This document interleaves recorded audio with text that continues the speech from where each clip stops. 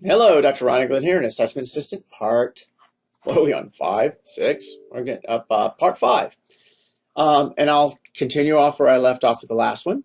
So when we last left, we had actually tried to do a scaffolding and we had an error. I'm not actually going to do the scaffolding right now because that part isn't right now important.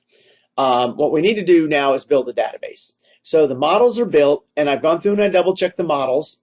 And okay, so there's a few things I want to do as I go along through this, but I've checked all the foreign key constraints, I've checked all the primary key constraints, and the very next step, but I'm going to do one thing before I do this.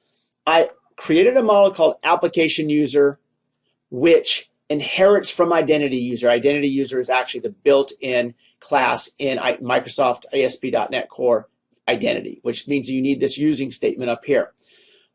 This allows me to extend the class identity user with more fields, more properties. But to do that, I'm going to have to actually take where I've referenced identity user and replace that with application user. There's only a few places that occurs. One of the places is in program.cs. There's a reference to application or identity user here, which becomes identity user. And I believe there's another reference in the login partial has a spot where you've got the sign-in manager and the user manager, which both reference identity user, which need to be changed to application user, which also means you have to add, because this is a partial CS.HTML file, the way that you reference and include is by using an @using, and you need to put in the Microsoft ASP Net Core identity in there because you do reference it here. So there's two places, program and in login partial, where you need to then update identity user and change it to application user. And now application user will have all the capabilities of the built-in Microsoft identity user plus any properties that you add to the model application user. Okay. Now, the next step is to go ahead and build the migration, build the database. Okay. To do that, you're going to go through the tools. You're going to go to the NuGet Package Manager, and you can use the Package Manager console and issue the commands. I've already issued the commands, so I'm not going to issue them again. But the command in Package Manager, which will have a PM prompt, add migration, then the name of the migration. And this migration, since it's the first one, I'm going to call it initial create. Any future migrations that I do will have a different name. So the first argument to add migration is the name of the migration, and then I am going to specify the context that is going to be used. There is only one context, so it should work just fine with initial create, but I'm usually pretty thorough and about making sure that any command line commands that I do go through step by step and use specifically what I want them to use. So the context, application DB context, which I'm going to pull up application DB context right here. I have defined the public database sets here. I did determine that on model creating, I'm overriding on model creating, but there were no conflicts specifically that could not be resolved by the migration tools in foreign keys. So I didn't need to include any specific code to determine, to tell it that these are the conflicts that you needed to take care of. I did start to write some at the end. I did realize that those were able to be determined, that the foreign keys would build correctly when I actually built the database. So once I ran the migration, it would go through the build.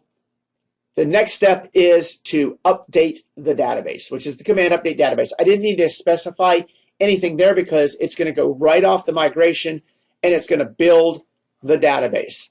Once I built the database, I'm going to bring it back over here. I can open up SQL Server Management Studio, which is a great tool to look at that database that you just built.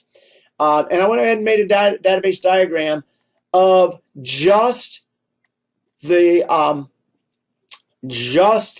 models that I created. So here are the models that I created.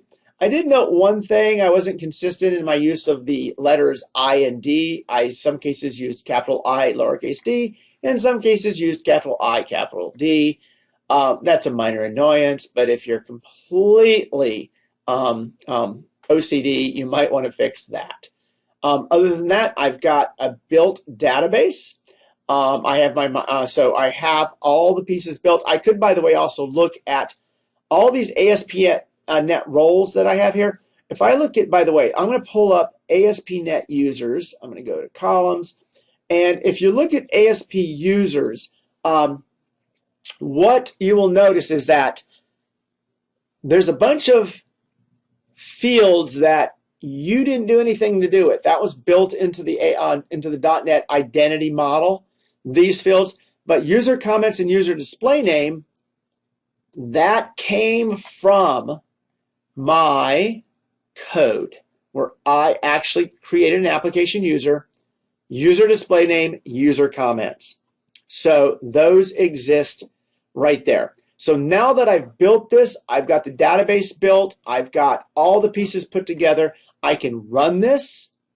It runs just fine. And I'm going to do something here. I'm going to create a user, because right now if I go to this ASP.NET users table and I select the top 1,000 rows, there's nothing there. Now, let's go here. Let's go ahead and register a user. I'm going to put my oh gosh, who knows what the password is? I guess I should probably pick a oh, look, it's got a recommended password. Generated a strong password. And don't worry, you're never going to get to this thing anyway, so I'm not worried about that. So, so I'm going to hit register. And it's going to whir a little bit. And I'm now going to log in. And hopefully the login, I'm going to say remember me. Log in. And sure enough, guess what? I can't get in. Now, that wasn't because I had the wrong, that was not because I had the wrong password. Here's what happened here. If I go over to ASP.NET users and I do edit top 200 rows, my gosh, okay. Now, and I'm on a Microsoft SQL Server. Now, if you don't have Microsoft SQL Server Management Studio, you will need to go into your program CS and turn off the email validation. That's going to be something that you're going to need to do. Because the reason that this did not work is that the built-in ASP.NET security requires you to go through a step of validation for email validation. If you didn't do that, then you're going to need to go into the database directly, which for some reason is not working. It's not bringing up those. In fact, it's kind of stuck. I don't know why. It might be. Okay, I'm going to do this. I'm going to pause so that you don't have to wait for me, and then wait for this to start back up. What I might do is just end the process and start it back up. Oh, yeah. Good old SSMS 18 is not responding. All right, resuming. So basically, I had to restart SQL Server Management Studio, and now I've got the edit screen up for the ASP.NET users table. And you see this email confirmed. I can change that false to true, and now I've gone through the process of confirming my email. Of course, I have to go ahead and execute that project. Let's see, wait. I think that's an F5.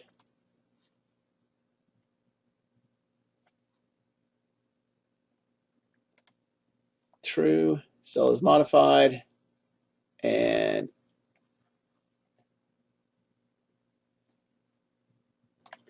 sorry about that. SQL Server Management Studio is just giving me a fun time with this. Anyway, I did finally modify the field.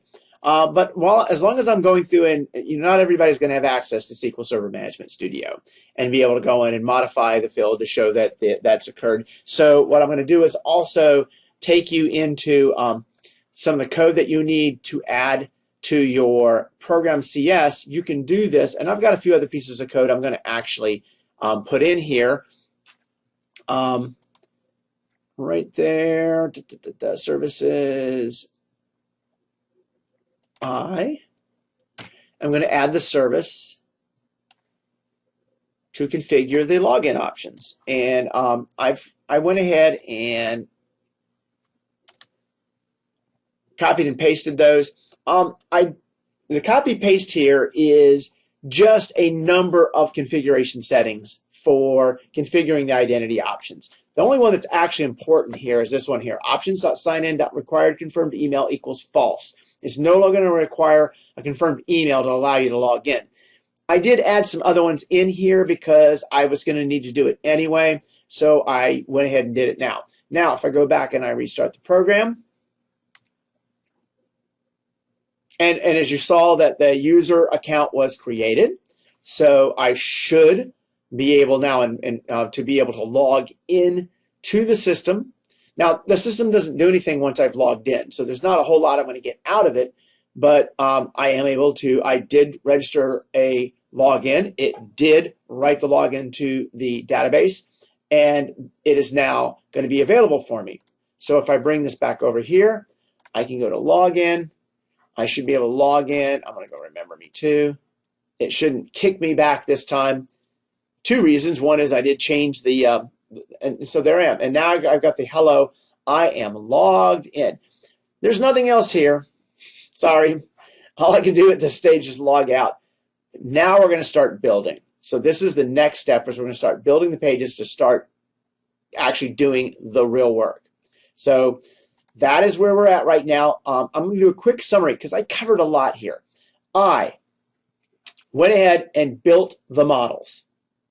Okay, all the models that I wanted, including the some extra fields to the user, which application user, from identity user to application user.